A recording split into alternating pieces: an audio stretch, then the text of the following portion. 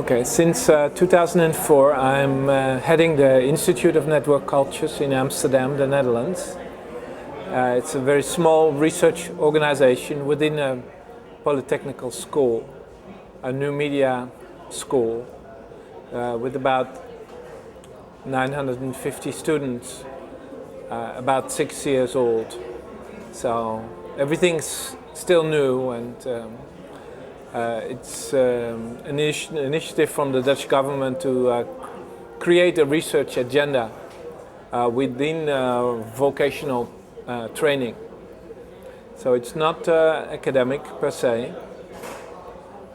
I'm very interested in cultural organizations and the way they kind of deal with networks, become networks, use the network tools, create networks themselves, and also communicate with their audiences in a networked manner.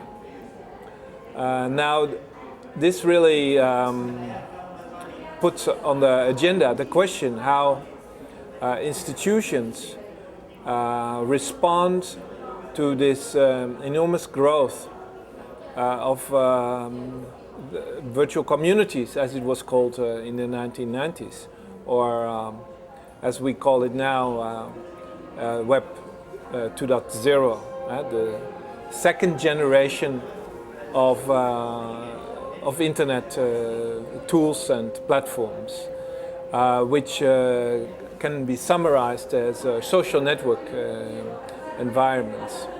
And in my keynote speech here in Taipei, I've brought in some of the elements of what could be a Web 2.0 critique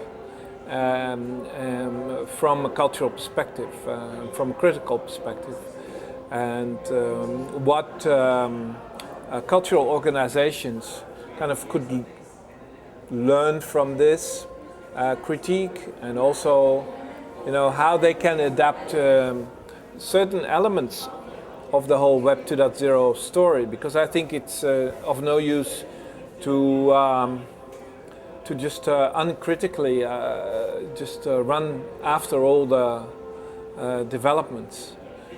We need a much more sovereign and a much more creative response here. And I think it's not only the business people and the technical engineers who should prescribe us,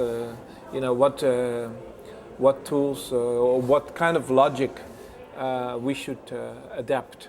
So a bit more untimely response, maybe a bit more of self-awareness is probably needed here. Culturemondo is a very,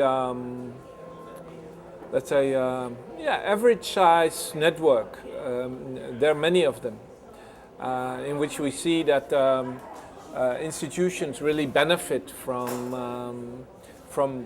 intercultural global exchange with peers, and so that they don't have to reinvent the wheel all the time, so that they can talk to other partners, because very often they feel alone when confronted with, let's say, the ministry or the audience or the media business, which changes so fast, right? We all know that there is the cycle of the hype, and then the crisis and the reinvention. Yeah, all these cycles.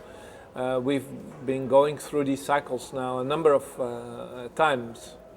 And for cultural organizations, especially the smaller ones, this is really difficult, because they don't have the resources to constantly change their online environment.